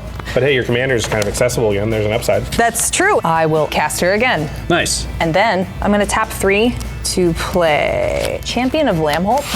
Oh. I mean, that's not a big deal so long as it doesn't go above a 7/7. If it does, I can't block anymore. And then we have a really big problem. Actually, 2 really big problems. I will then tap another 3 to play Jaheira, Friend of the Forest. Tokens, I have tap to add a green. 12 mana from the clues now. Wow. Champion of Lambholt will get a counter. This Champion of Lambholt. The question is just how many creatures she can get into the battlefield, how much juice she's still got. I just hope it's not enough. I'll tap 3 of them for a Circle of Dreams Druid. Okay. And then I'll cast Chatterfang Squirrel General. Oh, hey, there's a squirrel. Wouldn't be right if a squirrel didn't come out at some point. Thank you, I agree. Yeah. Champion of Lambholt will become a 4/4. I said I wanted a big turn. I'm not low on mana by any stretch. But what if I had more? I will tap this forest and the rest of my clues and play Beledros Witherbloom.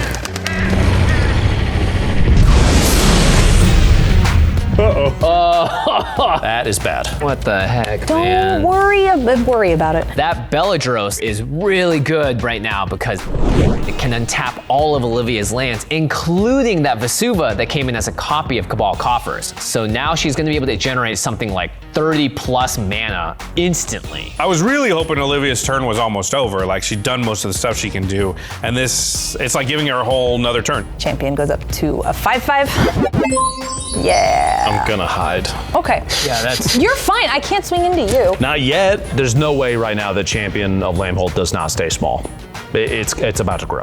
I'm going to activate Beledros Witherbloom, pay 10 life, and untap all my lands.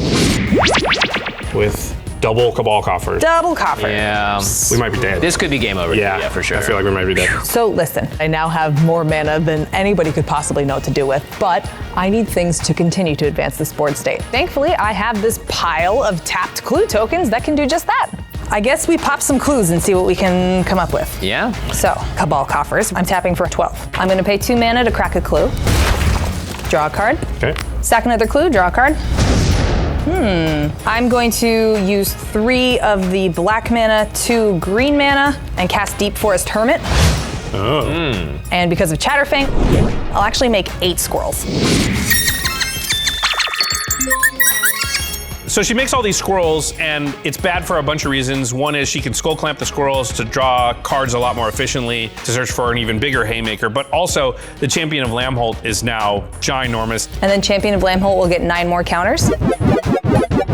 So it's now a 14-14. Okay, so you can definitely kill one person right now. Listen, I could delete a player right now, but with this much mana, why not dig a little more and see if I can get some of those win cons in hand? I'm gonna make like Jimmy and go fish. Okay. I will pay 2 more, stack another clue. All right, I'm going to use the last of that floating mana, pay 2 green, and cast Shamanic Revelation. Oh my god. Aha! Oh. I'll draw a card for each creature I control, and then gain 4 life for each creature I control with power 4 or greater. How many creatures do you have? 17. Oh my god. The previous method of card draw I was okay with, because getting rid of clue tokens meant the constructs were getting smaller. Now she got a mountain of card draw. I'll gain 24 life from my 6 creatures with power 4 or greater. Wow. That'll put you at 40. Starting life total, let's go 40! Jimmy, we're in danger. You think? Yeah. 3, 4, 5. Y'all could have just let me win the game earlier. I just want to put that out there. I'm really hoping I can get something to finish this out. There's no way she's not winning from this position. God, there's gotta be something here. I mean, I didn't get the closer I wanted, but I have something that might find me the closer I wanted. So, back to the seas, I guess. All right, then I'm gonna activate my Vesuva copy of Cabal Coffers and add 12 black to my mana pool. This turn. I'll cast Return of the Wildspeaker. So draw 13? Yep. Draw 17. Well, not good enough. I'll draw 13 more then. 7, 8, 9, 10, 11, 12, 13. Imagine she can't pull it off though and has to discard. Please don't make me cry like that. So this is kind of good because it means she didn't draw anything game ending with the first 17 cards, but it's also bad because she's drawing 13 more cards, which is 13 more chances to find the game ending thing. How do I not have something right now? This is absurd. I don't know how to send this message back in time, but to me, building this deck, girl, you gotta finish games. You gotta close it out. What are we doing here? Not like this. Okay, maybe she doesn't have the win con yet? This is good news because we're not dying. I am gonna clamp Deep Forest Hermit. So that'll die, and I'll draw 2. This has gotta be it. It's in, one of them's in here. I'll pay 1 more mana and Skull Clamp a squirrel. There's only so many cards left in my library. I'll Skull Clamp a squirrel again, clamping a squirrel, Skull Clamp a squirrel. 1 more Skull Clamp. Digging for the win. Okay, she's clamping and clamping, drawing more cards, but her board state's getting smaller. 4 mana that we can see right now available. And her mana is also diminishing. I'm gonna use one of my floating mana to play a Soul Ring. Sure. So at this point, Olivia stops jamming squirrels into a blender. We're at the point where I'm now running out of mana to cast any of the finishers I'm fishing for, so it pretty much makes sense to maybe stop here. Are we gonna live here? Are we gonna be okay? So, you can bounce things. I could kill you. I could kill you. Yeah, but I'm so nice. It sucks to have done all of this and not be able to finish this out, but listen, can't capitalize, so time to cut my losses and swing instead. I'll use my last black mana floating to activate Chatterfang. I will sacrifice a squirrel. Josh, I will give your commander +1, -1. It's a 6/10 with 9 damage marked on it. That's gonna kill it. Yeah, it will. All right, well, this is a bad sign because if you are targeting my stuff, it indicates to me that she's going to be attacking me. I have to hope she's not even looking at this side of the table at all. Jimmy and I are basically invisible, which is great. All right, in response, I will pay a white. Ooh. And I will cast Storage to Plowshares. Yep. Targeting the Champion of Lambholt. Ooh. On cast, my commander will trigger. Ben, you can draw. Thank you. and I will put the counter onto Miss Bumbleflower. Hanging on by a thread over there. Yep. You gained some life though, Olivia. Sure do. That will be 14 life I'll gain and go to 54. Champion Blamholt is exiled. All right, thank goodness. And then Chatterfang's ability successfully resolves, but my commander still lives, just barely. I'm still terrified. Oh yeah, it's... As well you should. At least the stuff's blockable is all. Yeah. Yeah. Well, yeah, since it's blockable, what do you care? Josh, I'll send 2 14/14 constructs at you.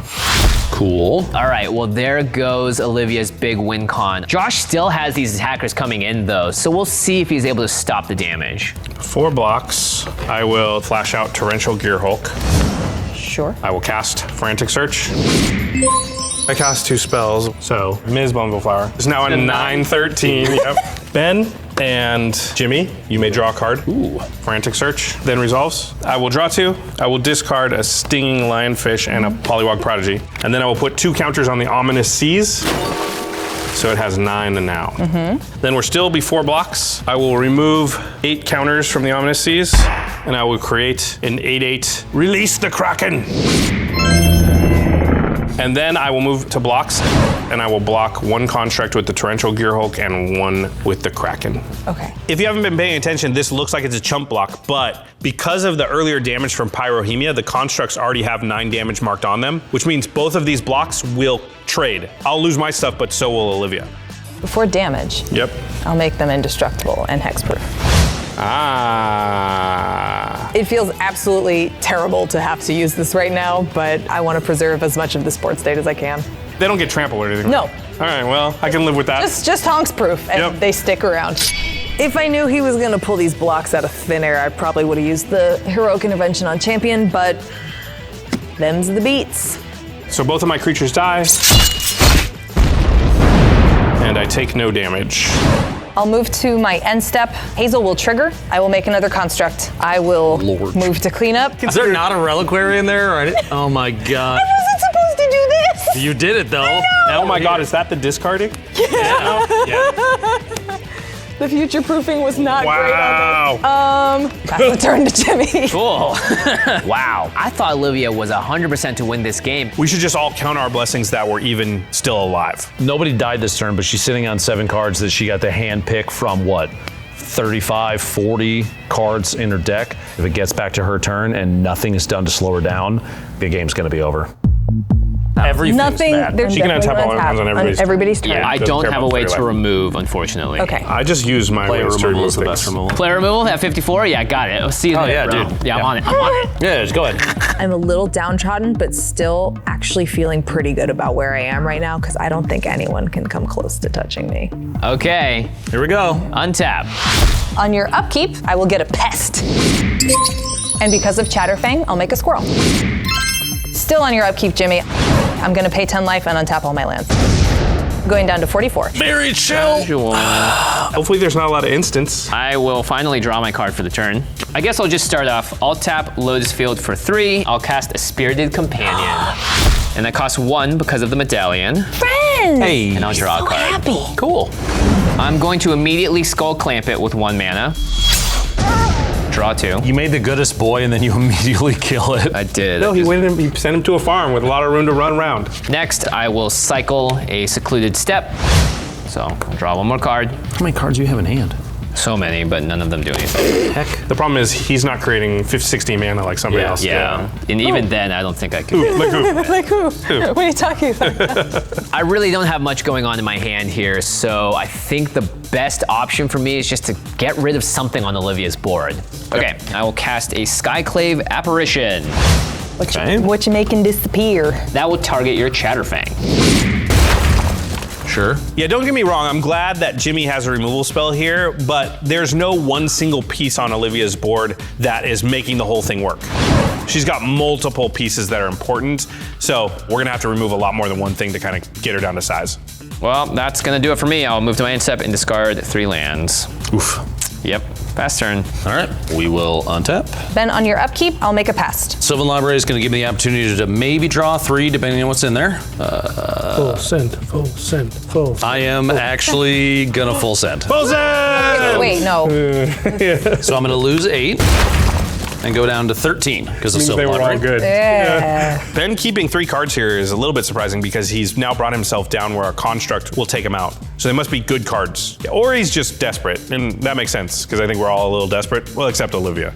We will start by tapping 1 mountain, the reduced cost from Nylea for creature spells. I'm going to cast Coruscation Mage, and I will tap Soul Ring to do the Offspring to make a 1/1 token copy of it. Okay. The original Coruscation Mage is going to get 4 1/1 counters from Communal Brewing. The token copy will not, because I didn't cast it. All right.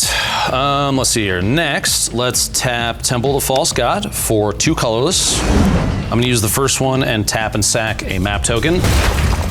To target Wildsear Scouring Maw for an Explorer. Revealing the top card is a 3 visits. I don't want 3 visits on top. I'm just going to put that in my graveyard. You don't want to cascade into it? Nah. Sure. I've got plans. Okay. We've got plans. I'll use the other floating colorless to tap and sack this map token as well. To explore, and this is thickest in the thicket on top. I'm gonna keep that on top, and my commander is an 8/8 with trample now. Being able to explore into thickest in the thicket is actually really, really good. I think the plan is gonna become very apparent as to what we're trying to do here. Next, I'll play Nylea's Colossus. Oh! Now here we go. Doubling the power and toughness here is big game for Lupo because his commander has trample. Don't forget, if he's able to do 21 commander damage, that means Olivia is just knocked out of the game. So her high life total doesn't matter. Can he get his commander big enough to threaten lethal to her? So when Nylea's Colossus is cast, since it's an enchantment, I'm gonna cascade because of Wildsear. So we're looking for a 6 or less, but I think we know what it's gonna be. I think we know thickest in the thicket is right on top. When it enters, put X 1/1 counters on target creature, where X is that creature's power. Oh yeah! I'm gonna target Wildsear. So you can put 8 1/1 counters on it? I'm gonna put 8 1/1 counters on it. Nice. That's gonna go up 16, to 16. 16. I'm gonna do 2 damage to each one of you. 1 for Coruscation Mage and 1 for its token copy. Now Nylea's Colossus will resolve. Communal Brewing, and it gets 4 1/1 counters. And I'm going to double the power and toughness of Wildsear. So it's a 32-32. It is a very chill 32-32. One-shot category. Hey. I'm in danger. Hey guys, how's it going? Hey. Yeah, you're still not that in danger. Hey. You'd have to double it one more time. Yeah, we could do that.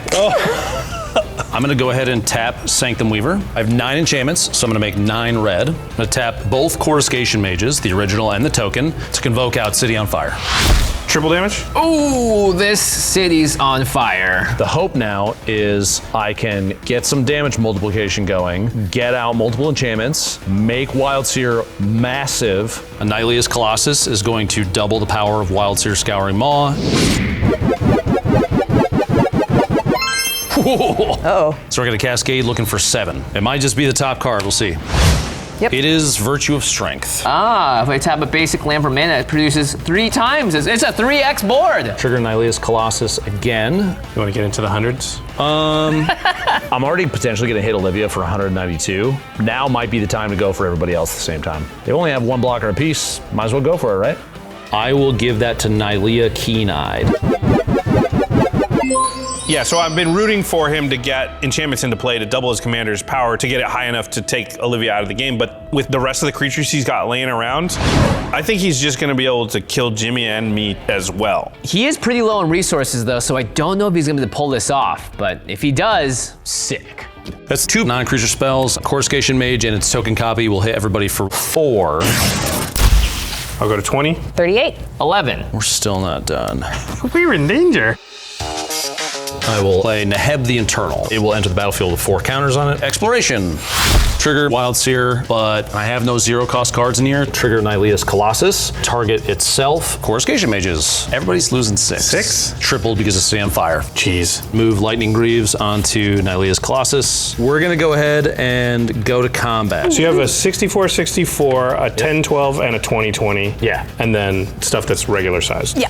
And by regular, I mean still like 6 red power. Still very big. Still huge, okay. Looking at what I have and how big things are and the number of blockers people have, there's a chance that I could win the game immediately. If Olivia has removal in hand, then we have a really big problem, kind of no matter what. At a certain point, I think you just have to full send. Josh. Yep. Hey. Hey. I'm going to swing at you with Nylea's Colossus. I'm going to swing at you with Nylea Keen-Eyed. Olivia, I'm going to send Wildsear's Scouring Maw at you. Yeah. And Jimmy, you're going to get the Dryad. Josh has priority. Okay. Yeah, the good news for me is that the only creature that Ben has with trample is his commander. So the other stuff that he's coming at me with, I can make enough blockers to stay alive. Okay, I am going to cast Peerless Recycling. I will promise a gift. So Jimmy, you can draw a card. Yeah! Let's go! Now we'll return Cathar Commando and Torrential Gearhulk to my hand. Okay. On cast, that will trigger my commander. Miss Bumbleflower will let Jimmy draw a card. Yeah! And get herself a counter. And then still before blocks here, I will pay a white and 1, and I will flash out this Cathar Commando. Miss Bumbleflower will get a counter. Sure, Olivia, you can draw. That's the second time the ability is resolved, so I will draw 2, and Ominous Seas will get 2 counters on those 2 draws and go up to 3. Yep. Then I'll pass priority. So now Josh has Commando out. He's going to survive. Hopefully, Olivia still will go down. Okay. I'm going to channel Boseiju to get rid of City on Fire. Yep. City on Fire will get destroyed. Search my library for forests and put it out onto the battlefield untapped. It's a little weird because this Boseiju stops the damage tripling, but Olivia's still dead to just the normal, well not normal, 64/64 commander. I'm just drawing something out if he's got it. Just being sure. I'm playing safe for the first time in my life. I'll then tap 3 and cast Arachnogenesis. Oh, whoa. Baby. 2 fogs in 1 I only make 1 spider. Wow. So Olivia doesn't have a removal spell, but she does have a fog effect, which is good enough in this scenario. Great. That's great. It is great, isn't it? great. It's Oh, yeah, awesome. so great. I'm so happy I had it. Yep. It's really great. Super cool. Cool. Wonderful, actually. That's twice. I've almost won the game. And then I haven't. I mean, it's obvious that Olivia was gonna have an answer here. She kept the best 7 cards out of like 50. I want to feel bad, but I can't. I only have 1 creature attacking me, so I will make 1/1/2 green spider with reach. Okay. And then I'll damage. So, from well, now, spider. yeah, now non-spiders. Very chill. I'm way more chipper about this than I was a second ago. You're welcome. Yeah, this is a little bit good for me because I don't have to jump block with anything. My blockers will survive. Beginning of post-combat main phase, I will get 36 red mana because everybody took 12 damage from my pair of Coruscation Mages. You might have stopped the combat damage. Yeah. But 36 red mana. 36 mana. What's that one? And an untapped forest. Oh yeah, you're hellbent. I have all the mana in the world and I can cast 0 spells. Yep. Having fun.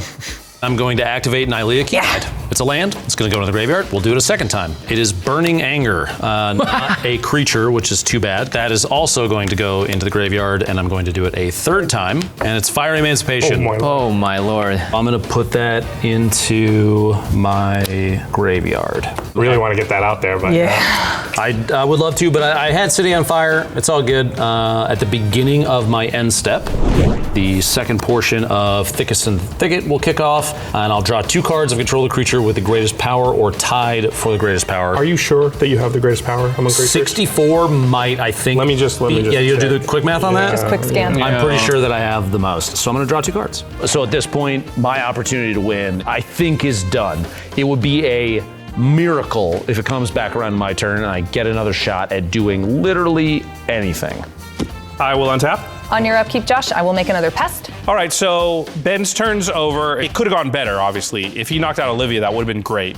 But I am getting another turn, and in a commander game, at this point, that's all you can ask for. On that draw, Ominous Seas will go up to 4 counters. I will start by tapping 2 and casting Growth Spiral. That will trigger my commander. Ben, you can draw. What about me? Oh, wait, I let you draw last time. That's true. Thank you. I'll put the 1/1 counter on Ms. Bumbleflower. Growth Spiral will resolve, I will draw, and then I can put an extra land in play. It's a Bountiful Promenade. Ominous Seas will trigger. I'll put a counter on it, going up to 5. Okay, I'm gonna go to combat. Ben? Yep. 12 in the air. I have to take the 12. I go down to 1. Ugh! I really would have loved to take Ben out of the game there, but I just couldn't find 1 extra spell that I could cast to give a +1/+1 counter to my commander. And you're like, Josh, you have all that mana. Of course you could cast a spell. And yes, I can, but it's gonna be this spell. Then I'm going to tap 5. It's my second spell per turn, so it's reduced from the monk class. And I'm gonna cast Farewell. This is wonderful. This is like the perfect answer for Olivia and her board because it's Golgari. What can she even do about this? And I will choose the modes exile all creatures and exile all artifacts. All right, he keeps the enchantments out. Curious, why would you not exile the graveyards with a Golgari player? Yes, Olivia's graveyard is really big, but she is a token deck and hasn't shown any interest in like reanimating stuff really this game. I've got Torrential Gearhulk in my hand and a ton of options in my own graveyard. So ultimately I decide to leave the graveyards where they are. On cast, Ms. Bumbleflower will trigger, she'll get a counter, then you can draw the card. Wow, that's so generous of you. No problem. And then that was the second time, so I will draw 2, and Ominous Seas will get 2 more counters going to 7. Do I have anything I can do before my world is deleted from around me? Listen, Farewell sucks, but this is gonna clear everybody else's boards too, so I'm actually fine. I'm at peace with this Farewell. Well, if that has to happen. On the stack. I have some sacrifices to make. I'm going to tap both Cabal Coffers and Vesuva, giving me 24 black mana. We're launching some clues. I guess in response to the last clue, I will pay 1, sacrifice my Cathar Commando. I'm gonna get rid of the Virtue of Strength.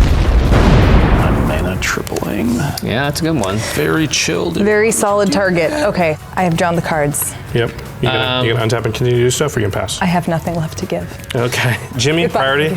So I do have one card in my hand that can interact with what Josh has got going on here. I could try and strike a deal with Olivia here, but if I do, does that really put me in a winning position? Yeah, I pass prayer. Ben? I'm gonna have to let it resolve too. Okay. Wow, okay, Farewell resolves. All creatures and all artifacts get exiled. Board's wiped. Slate is clean. I keep my lands, which is all that matters. Olivia, you will get a 3/3 illusion after my Skyclave Apparition leaves the battlefield. Also, I get an illusion, and we're going into my turn. Works great for me. And then I'm gonna tap 2. I will cast a Clarion Spirit. That's all I can do, Olivia. I will go to my end step, and I will untap my lands. I feel really good about my position in this game. Olivia is knocked way back down. She did draw a lot of cards with those clue tokens, which I don't like, but I have some answers in hand. I feel like I'm gonna make it back to my turn, and this is where I start to take control of this game. Okay, so I will play a Fields of the Dead for turn. That will make me a zombie. Pretty good. I will tap Vesuva/Coffers for 13. I'll use 5 of it for an Eldrazi Monument and another 4 mana for a Maskwood Nexus. Ooh, I'm watching everything Olivia is playing out here, and I don't see a way for her to win quite yet. I'm just playing big scary things to try to get anything baited out. If there's a counter, I want it out now. All right, I'm gonna use 2 of the floating mana to activate this Cabal Coffers, putting me at 15 floating mana. I'm gonna play For the Common Good. Cool. X will be equal to 4. So you're gonna make 4 Zombies. And I will gain 6 life, go to 38. So now I have 5 total zombies, and I'm going to attempt to cast the Meat Hook Massacre. Where X equals 3. This is an interesting play from Olivia. There will be enough damage when her creatures die from the Meat Hook Massacre to trigger the Meat Hook Massacre and KO Jimmy and Ben. I don't think we make it, dude. I think we do. So this is what she was setting up for making all those zombies. I have no choice. I gotta use my spell now and try and stop it. In response, I'm going to cast Lapse of Certainty. My man. Okay. It does get put on top of your library. Yep. She still might be able to redraw it. Yep, but okay. Hang on a second. I'm gonna try and counter it, but let's see if Josh is gonna stop this. Come So, on. Josh. So Jimmy goes to counter this Meat Hook Massacre, and I'm just thinking, like, do I want that to happen? If Meat Hook resolves, Olivia's kind of low on mana, and I can't think of a card she could really play that kills me, so it's probably just like a big creature or something that makes a lot of tokens. But then Jimmy and Ben are out of the game, and it's my turn. I think I gotta counter this Lapse of Certainty. Okay, in response, I'm gonna flash out Hullbreaker Horror. Oh boy. Okay. I'm dead. That resolves? Yeah, I can't do anything I'll about pass priority. Yep. Okay, then I am going to flash out Aboleth Spawn. The ability doesn't matter because there's no ability to copy. Yep. But it will trigger the Hullbreaker Horror, and I will return target spell I don't control to its owner's hand, targeting the Lapse of Certainty. I can't do anything about that. It gets bounced back to my hand. Oh gosh. So I wasn't expecting Josh to stop me from stopping Olivia. Looks like it's lights out for me. And Lupo, actually. We're both gonna die. That's all good. We'll get him next time. And now Meat Hook Massacre resolves? Yes. Everything gets -3, -3? Yep. My 5 zombies go away, causing each opponent to lose 5 life. I'll see you on the other side. See you on the other side, brother. And then I die to a Meat Hook Massacre.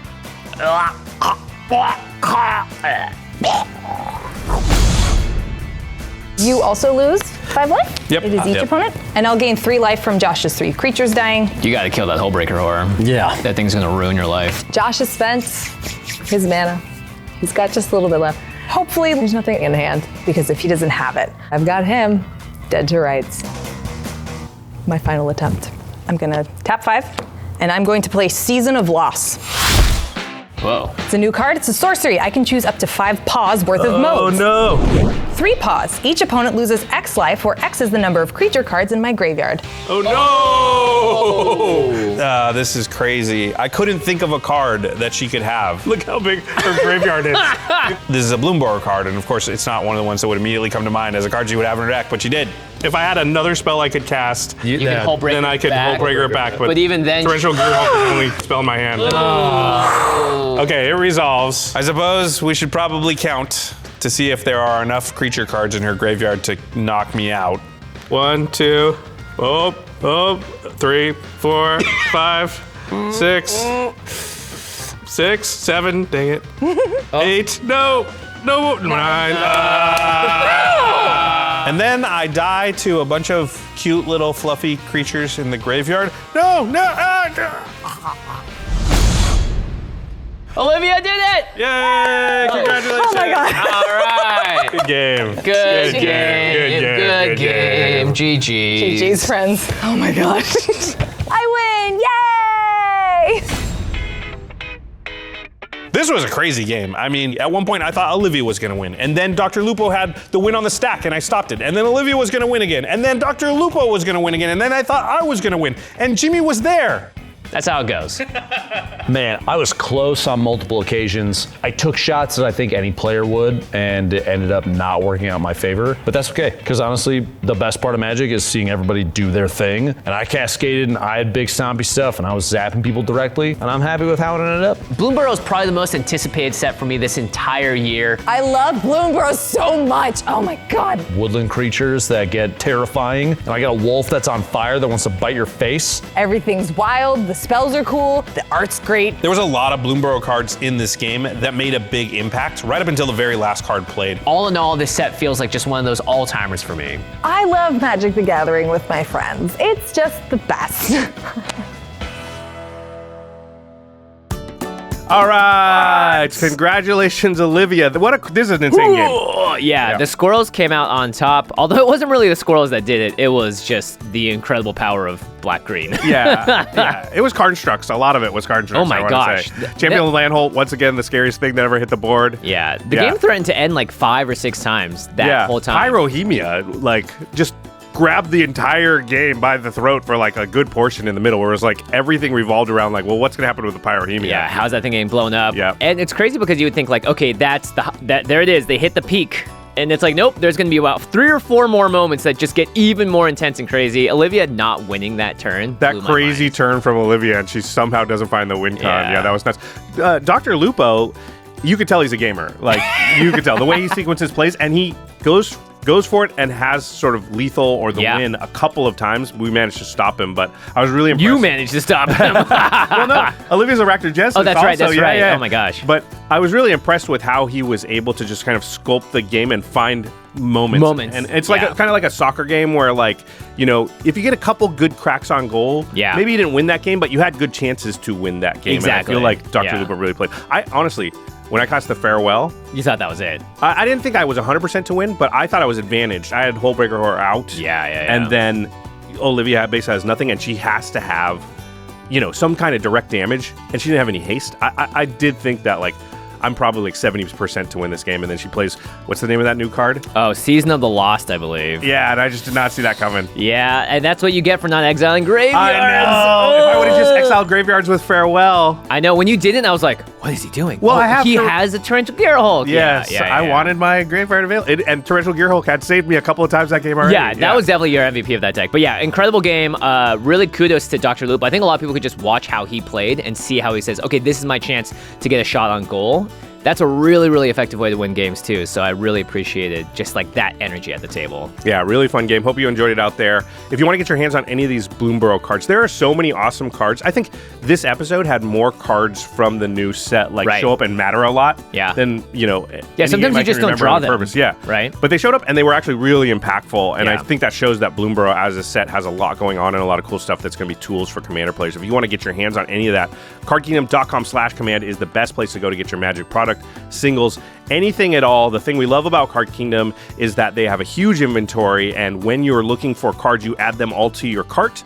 You can add an entire deck there. Your Miss Bumbleflower cart? Yeah, your wagon. Your wagon. You can add the cards to your wagon. They should rename the cart for one day. And you can check out, and then all that stuff comes from one place, so it all comes out one time. And the convenience of that just cannot be overstated. Yeah. So that's the big reason why we love Card Kingdom. And I really that's the only place I order cards for anymore. And Command Zone uses Card Kingdom as well for things like Game Nights Live and cards we need for the decks for the shows and things like that. So that's the biggest endorsement we can give it, right? We actually use the service. cardkingdom.com/command. And of course, ultrapro.com/command, because look at the art and the cards on this set. It's incredible. This is, I think, going to be one of the all-timers across multiple categories, right? Yeah. Just in terms of card quality, but also the art, the playmats, the deck bosses, the sleeves, the all. aesthetic. It's just so cool, and it's gonna bring so many of my friends being like, "Hey, what's up with this magic thing?" Yeah, I saw this bunny. Yeah, it's like, well, now bunny with time. a sword. I'm in. Yeah, a great gift to get someone as well as a gift for yourself. So ULTRAPRO has all of the licenses for the official Magic art, and this is one of those sets where I think I'm gonna pick up playmats for. I usually